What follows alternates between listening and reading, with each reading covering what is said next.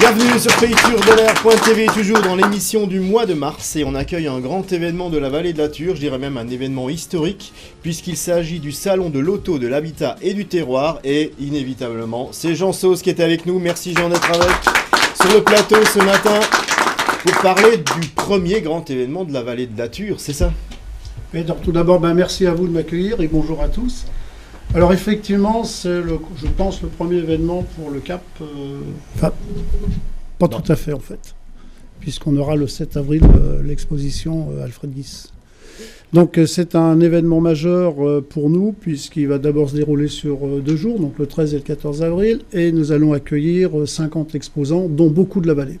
Je veux le souligner, 50 donc essentiellement du monde de l'artisanat, de l'habitat et de l'automobile, et un grand nombre qui viennent de notre vallée. Voilà.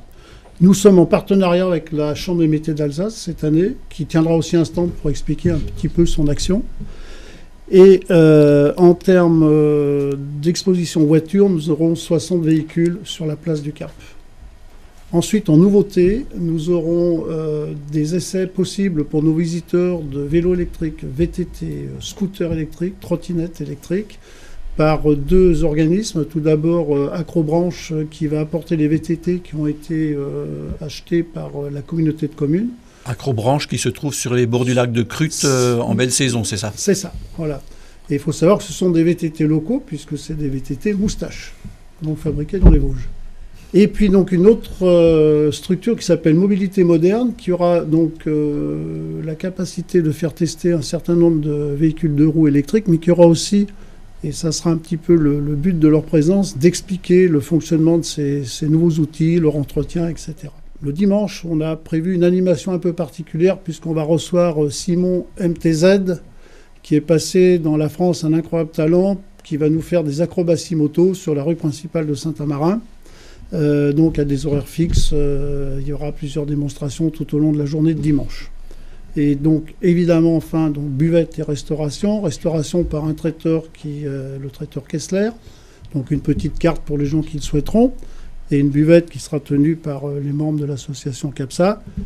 Et pour finir, évidemment, l'entrée est libre.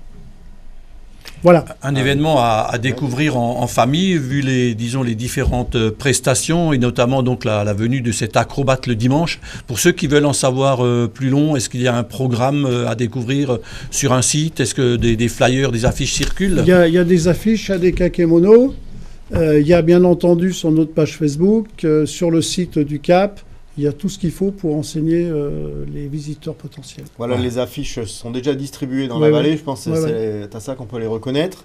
Alors, de belles innovations cette année, on change dans la particularité du salon avec des innovations vraiment.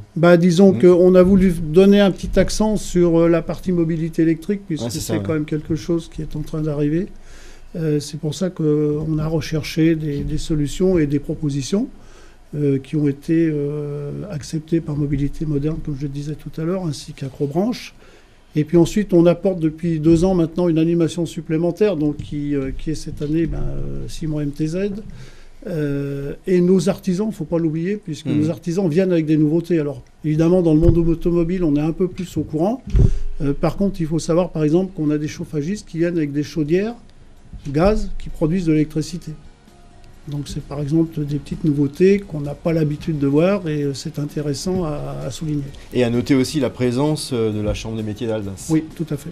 Qui est vraiment un partenaire cette année, qui vient en support et qui présentera toute son action, qui est une action importante auprès du monde de l'artisanat.